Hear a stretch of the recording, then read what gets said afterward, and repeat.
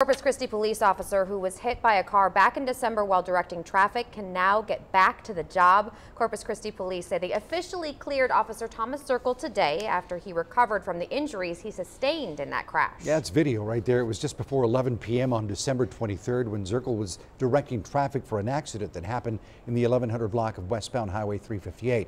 A car plowed into Zirkle as he was directing traffic. Police arrested the driver, 25-year-old Orelvas Lopez, for intoxication assault with a vehicle. We're glad that Officer Zirkle, of course, is doing well and back on the job. Yes.